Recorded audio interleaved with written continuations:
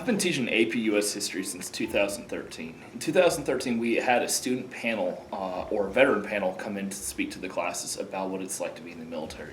It was a phenomenal experience, but at the same time, you had 5 or 6 veterans talking for a whole block to a group of about 75 students. The students sat there, actively listened, paid attention, but at the same time, they didn't get that chance to really have an intimate conversation with the veterans. And at the same time, having 5 or 6 veterans sharing the spot at one time didn't give them the opportunity to go into depth with their own experience. And so looking back on that, we wanted to be able to do something that provided the veterans our sign of thank you, as well as providing an intimate setting. And so with 2014, we decided, well, what if we began interviewing veterans on an individual basis with small student teams? So in groups of 2 to 3 students, they were able to sit down with the veterans, have that long discussion, have that long interview conversation, and give the veteran the interview back, allowing us to say, hey, this is your story that we helped preserve. This is our sign of gratitude to you for what you've done for our nation. Oh my goodness, it's done so much for both the students and the veterans. To begin with the students, the very first year we did it, spring 2014, a student reflected back on it and said, it's not every day you learn about World War II from someone who was in World War II.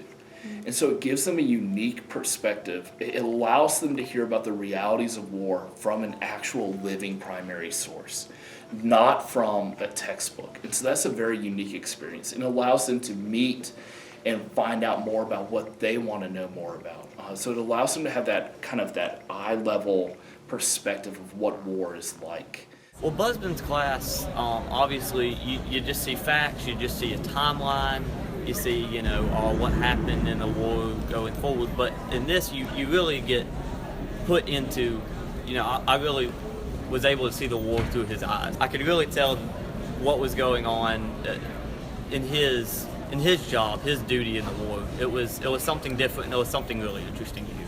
Makes you realize the struggles people involved in the war went through. With hearing the facts, you can't really picture it in your mind as well, but hearing personal stories, you can kind of you already know it's different for everybody, and I don't know, it just kind of changes the perspective that you put on it, and it just makes everything more real.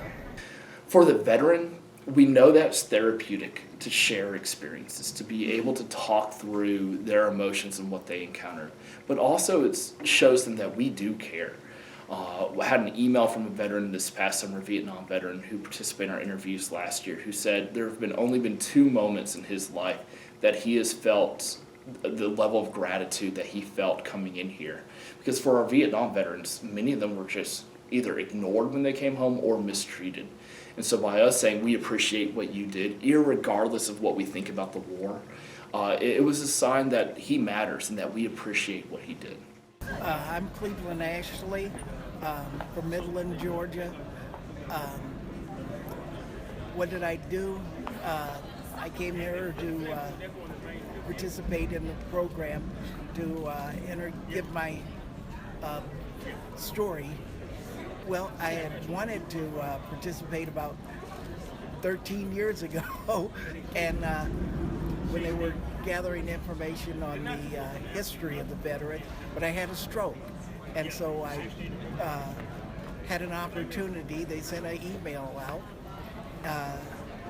to have your history recorded, and I took advantage of it. I thought it was really great having my history recorded.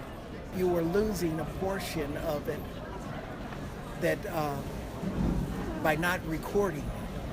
And so by recording it, they get a chance to archive it, and they can research it later on. I enjoyed it. I feel grateful for it because it kind of gets things out that we don't always get to talk about. And my era with the Vietnam, it's been kind of downplayed. Or not brought out because it wasn't as publicized in a friendly way. You show the interest in the veterans of today and of yesterday as well.